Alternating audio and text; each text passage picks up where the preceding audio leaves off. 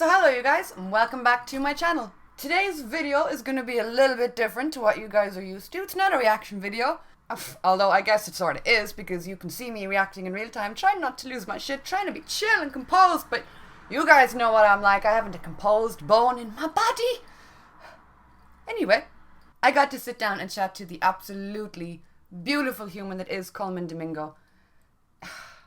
Before we even get into the interview, this man is such a gorgeous soul. Talking to him was an absolute delight.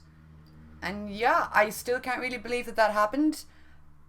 But enjoy the video, I guess. Katie! Hello, Colman. Hello, how are you? I'm doing good, thank you. How are you on this beautiful morning? I'm wonderful. It's so good to talk to you. It's bloody amazing to get to talk to you too. You have no idea. No idea. Let me tell you, you have no idea how much you're one of our favorites throughout the cast. Oh, you really are. We're just like, we love that you're passionate about it. We love your commentary. We think you're so funny. We think you're like, I just love that you're so quick. And you're like, yeah, you're so talented. So I'm like, she should be a host of a talk show or something. Oh my God, that means so much coming from you. Thank you so much. Don't go getting me emotional now. We just started. You're gonna get the waterworks going. Right. Shall we just start with talking about Mr. Victor Strand? Yes. For you, obviously, you've lived with Strand for quite some years now, but for people like myself, like viewers, we've watched him grow and change and develop throughout all the seasons. But what's it like living with him and being in his head? You know what? It's such a journey with him. I really have been enjoying myself, especially the first 3 seasons. I would say it was very much that Victor Strand that we know and love. He's such an anti-hero. Yeah. So I love that he is complicated and he doesn't tell exactly how he feels at all times. So that's the part of him that I love. I've actually loved the journey of him getting more in tune with his soft side. Yeah. And now he's caring for others in a different way. And I think that helps him become a part of this group that has been formed now in season 4 and 5. What I think is actually interesting, and it's something I always tell the showrunners and the writers, I said, but remember, we always have to remember what our superpowers are. Yeah. That at some point, I think that the fact that Strand is cunning, he's intelligent, he's witty, he's always thinking 5 steps ahead. He may not make the choices that are I don't know, comfortable for everybody, but to know that that's also part of his strength. That's why he survived so long. Exactly. So yeah. I want to make sure that we never strip him of that. That we do know that as we know that he's softer and kinder and going along with the group, we do know who Victor Strand truly is on the inside. Yep. So I'm looking for opportunities, and I think the writers and showrunners are looking for opportunities to see when that comes out. Like say possibly when the shit hits the fan again. So yeah. That hey, people got to go to their survival skills. I think everyone does, whether it's Morgan or June or Althea, Alicia. We've all seen these people, especially Strand, Alicia, and Daniel. I love even that Daniel's with the kitty cat now. Yeah, I love that too. He's such he's this sweet old guy, but he's a killer. Yeah, you know what's under all of that. Under all of that, he's shaved off people's skin. Yeah. So I love the fact that we know this. And we don't know when it's ever going to come back, but we do know that this person's capable. So yeah. I think that's interesting for all of our characters, and especially with Strand. I love Strand's journey in this way, and now I think I'm ready to show another color with Strand again. I think we're all excited to see that. Yeah. But I think it's interesting that you said that Strand is always kind of 5 steps ahead, because you've said before that he doesn't have necessarily a signature weapon, but that his weapon of choice is his way with words. Absolutely. And I still believe that. And I think that it's funny because even last season, I love that he has, actually part of this season, he's now, is it this season? Have we seen it yet? Yeah, we've seen him with that because he's, his weapons, it's always a found object. It's usually a piece of rebar or something, or someone else's, or he may borrow someone else's weapon, but he still doesn't have one of his own. I think that's something very key to Victor Strand, that he's not married to anything. He's looking to shapeshift to survive. And I think right now this is part of his shape-shifting. Even like him trying on new, I like to joke and say that when you see this episode tonight, you'll see that Victor Strand is probably in at least 3 different outfits. And, and I think, for my money, I think, well, he's trying on different things, different attitudes, different, seeing what works. See, he's very malleable. He's probably the one character who has changed so much. He's been willing to say, I go from a suit to this, to one season I'm wearing a Balmain jacket, to, but he's willing. He's willing to keep changing and evolving. You know? He does. He just kind of morphs with things as the show goes on, and I think that's what makes him so unique as well. That he can, like you said, he's always changing, always evolving. You never really know what you're gonna get. Exactly, and I love right now people really think that they know. They're like, oh, Strand has become a nicer guy, he's so softer. He's going along with the group. Yeah. Is he? I like to always throw that question out, like, for people to think, is he though?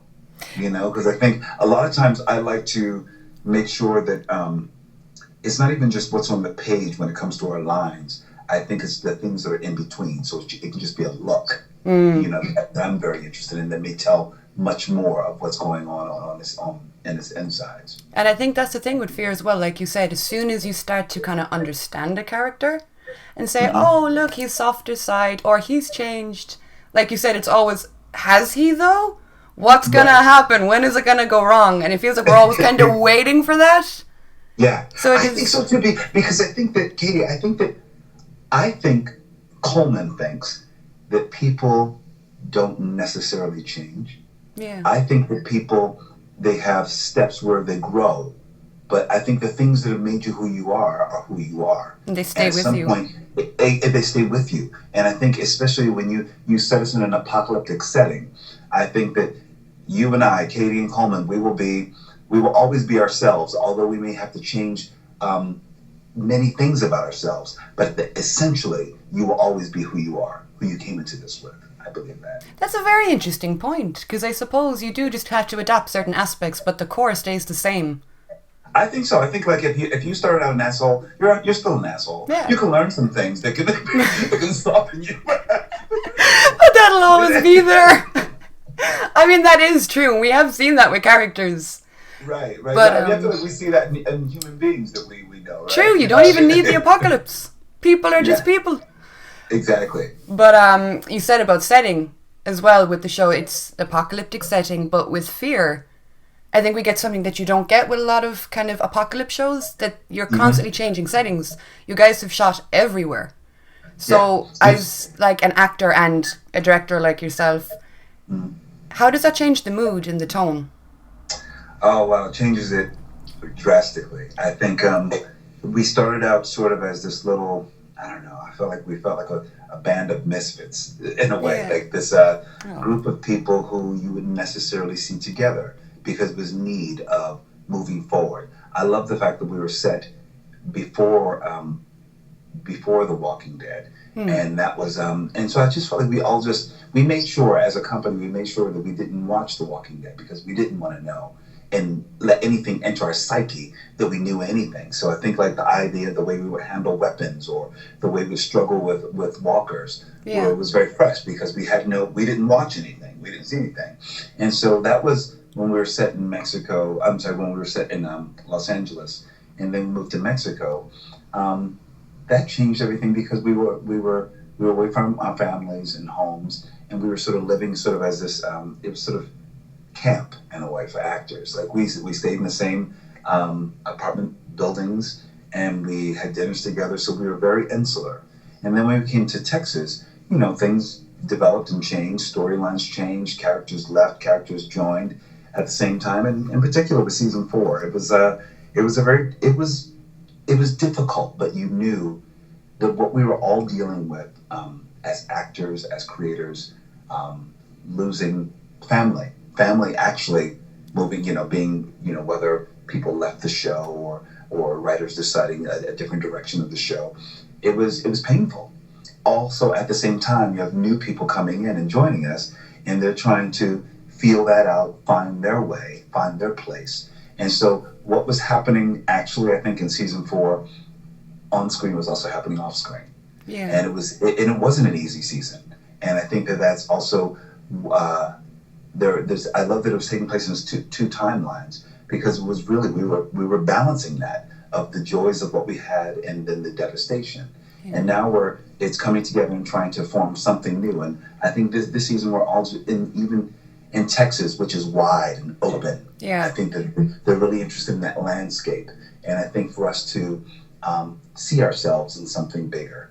And I think it's also symbolic of seeing ourselves in a bigger world. And also, it's funny because I know that I probably was, I'll be very honest, I probably was like pushing against it for a second. The fact that our characters were so idealistic this season and really hopeful and trying to help people. And I thought immediately, that's stupid. No, we have to just conserve our own stuff and take care of ourselves. But I thought, okay, it's the hope of man to try, to at least give it a try, to say, maybe we can help other people and be on this journey. Let's commit to that. And it's difficult. I think it's probably even difficult sometimes for audience members. You want to see some people fighting and all this inner fighting and all that. And I know that our showrunners are very interested in seeing what happens with love. To fight for love, to fight for joy, to fight for laughter. And that's something, and maybe it seems kind of contrary to our season, but I think that's what Texas is also offering as well. I feel like I loved the episode that I directed, which was very much a Western. And I wanted to use the landscape and have some fun with it, as well. Play around, yeah. So we're finding the joy. I think if I would say anything, boil it down, like even season 5 has been sort of about trying to find joy again. But it definitely comes across, like you said, there is a different feel, that there's this hope, this kind of love for humanity. Yeah. And even as viewers, there is that kind of inward struggle where you'd have the viewers saying, oh, no, forget them. Why would you try and help them or save them? But you can't lose the humanity at the same time. Yeah, and I guess that's also maybe because I always think that the show is always trying to parallel what's happening in the world today. Like, with all the bad things happening in the world, there's got to be people trying to hold on to hope and laughter and joy. It's like, we can't have one without the other. And I think that's what they're exploring, to be honest, this season. I think it really does come across that love, like you said, the way it mirrors the real world, that, shit can get bad, it can get ugly, but there has to be love and humanity at the centre. Yeah, or why are we fighting for it? Exactly, there's no point.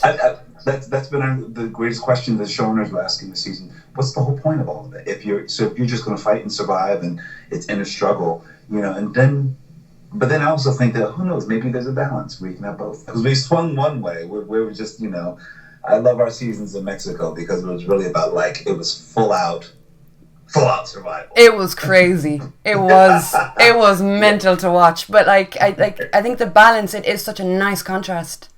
It really is. Because you look back at past seasons and you do go, oh my God, I forgot that happened. The craziness, know? I can look at one season. It's funny, I just started to do it because I'd never usually watch a lot of the show. I just keep moving forward. Mm-hmm. But I was watching a little bit of season 3, the way it began and the way it ended, and I thought oh my God, it's like lifetimes. It's like lifetime. But also, I guess I assume that it would feel like lifetimes.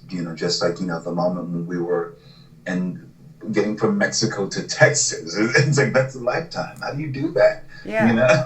So and you do need to kind of show that. And like you said, I think retrospect and looking back, it is kind of like, holy hell. Yeah. Now, Katie, I have a question for you. Oh, okay. Okay, I'm going to turn it around because this is a question I feel that my director on the film that I'm doing right now, he asked the question, and I thought, I've never asked a question to someone who's such a fan of our show and our universe. And so I thought I'd ask you. Oh. He says, well, what is all this? He said, I don't understand. What is this whole zombie thing? Why do people really love the show? Why are they so interested in this phenomenon? Yeah. And I asked you this question because I think our viewers may want to know. Well, thank you very much for asking me. But just from personal experience from myself, I didn't like the zombie genre. I was afraid of it, to be honest. I wasn't that big into horror. But I gave it a go eventually. My dad wore me down. Oh, he wore me down. He was like, you need to watch it. You gotta watch it. And I was like, Dad, you don't understand me. I was teenage mode. But when you get into it, like when you first start watching zombie shows or the zombie genre, it is gory, it's scary. But like you just said, it becomes more about the people and the kind of inner struggle. and you get to really see people fighting for what they believe in, for what they want to happen. And it does, even for 42 minutes, whatever it is, it takes you away from the real world.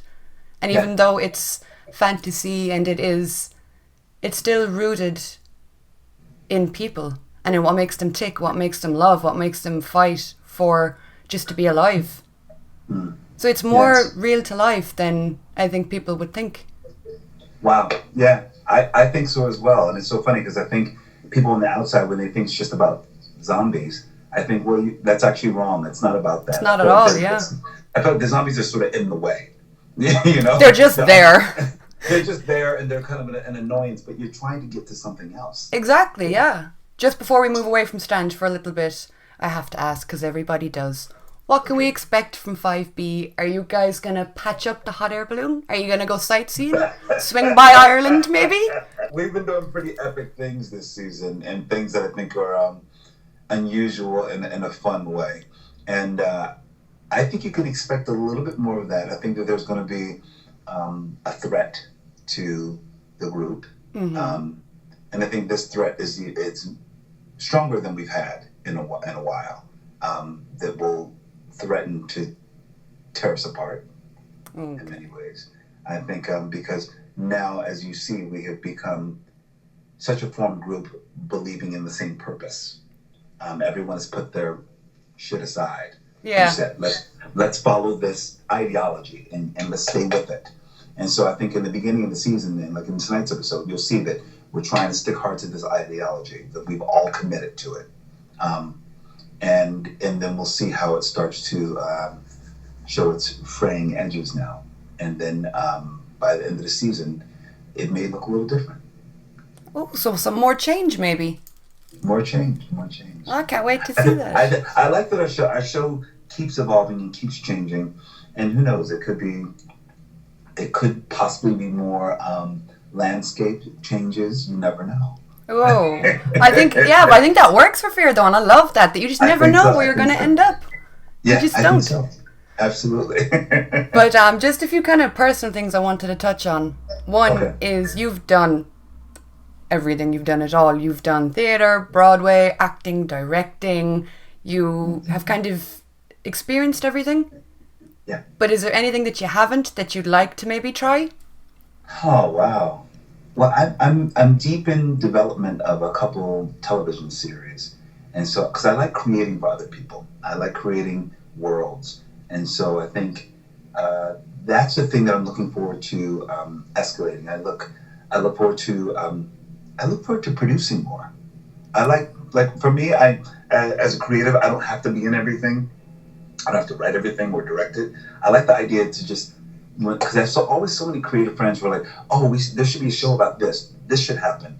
And I've always been a person like, okay, well, I'll make it happen. I'll put it together and I'll set it up. And you know what I mean? You love being behind the camera as well. I do. I love getting an idea about something and making it happen. You know what I mean? I'm like, so I love supporting other people. So which is and what they're interested in doing. So I'm like, okay, how can I help you? I guess I think what ultimately I have tried to be in my career of now 30 years is to be in service. And it may sound a little like... No, it doesn't. It does come across with you, though. Thank you. But, I think that's an artist's greatest purpose, is to be in service. It's like to say yes, to say, how can I help out? How can I help you support your dreams? How can I be a part of that thing? Because I think you're always...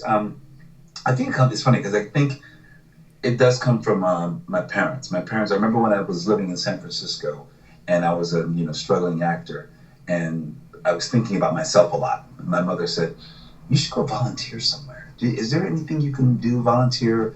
You should teach. And so I eventually volunteered at an elementary school, and I was an after school program teacher. And I'd never felt more fulfilled in my life. Because I wasn't being paid for this really. I was giving to kids, and I realized what my mother meant. She said, because you get back. Yeah. By just saying, how can I help you? How can I help you? And it's nothing to do with me. It's about taking care of that person, making sure that they have what they need, that it filled me up. And so I think ultimately that's what I love to do. And I think any show knows that like, hey, when I'm on a show, I'm not just an actor. I want to see, which is why I become a director on the show, which is why, who knows, I want to become a producer on the show because I want to see how can I help. Yeah. You know. But like that, I think when you give a little piece of yourself away, be it volunteering or acting, whatever, it does kind of nourish you at the same time. It does. It does, and I always try to tell other actors that, say that's a part. It has to be a part of it. Service. That's what we do. I know that like. My fellow actors are very concerned with that and doing that in their own lives outside of the show. Is that everyone's, doing something, has their hand in something, Yeah. You posted a picture on Instagram recently of you, I think you were in a bar in New York. Okay.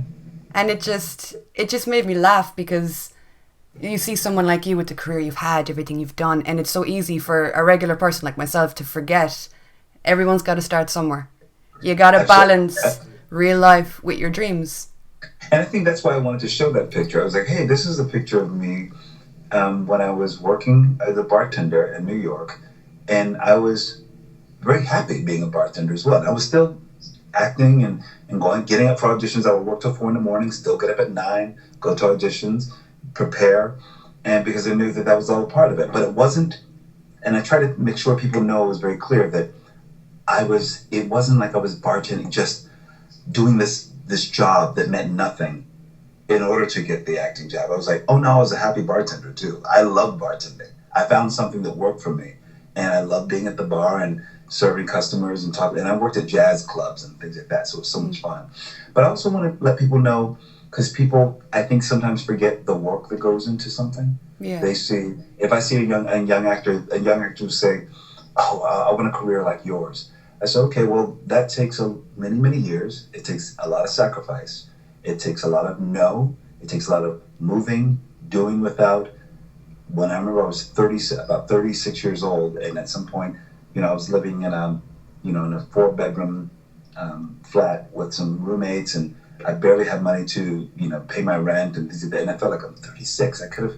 I felt, but I thought, this is the commitment I've given to it. This is what it looks like. Yeah. Sometimes the years look lean. They don't look as prosperous. So if people say they want my career and they want the part that's on red carpets and the way it looks now, I said, you're not thinking of it right. You're not thinking that you don't want the real career then. Because the real career is, because I have so many friends and colleagues who may not have maybe like sort of the fame or the glow that I have.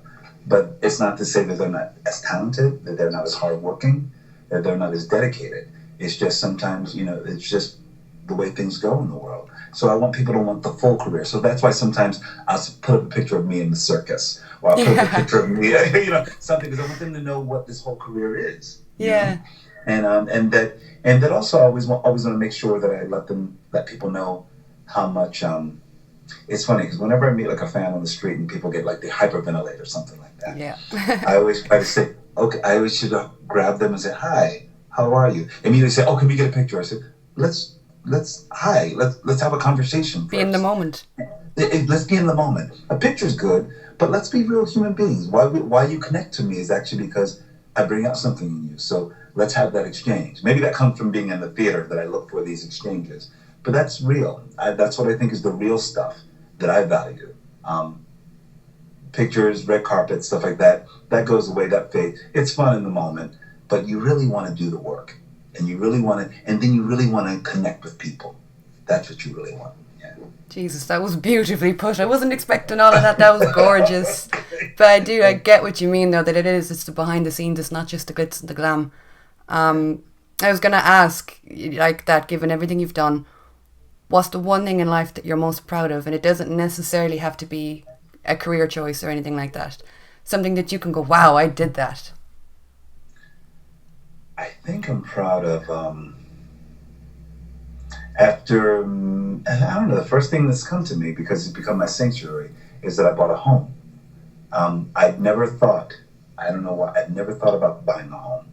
I always thought, being an artist, you always felt like it felt like houses were for other people. I don't know why.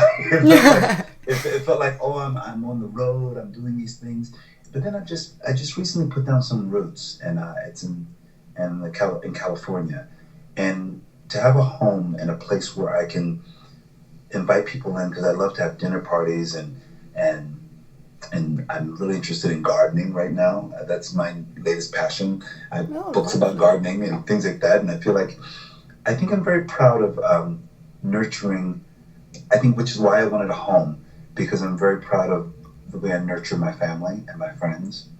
And if I know anything about myself, is that I'm a good friend.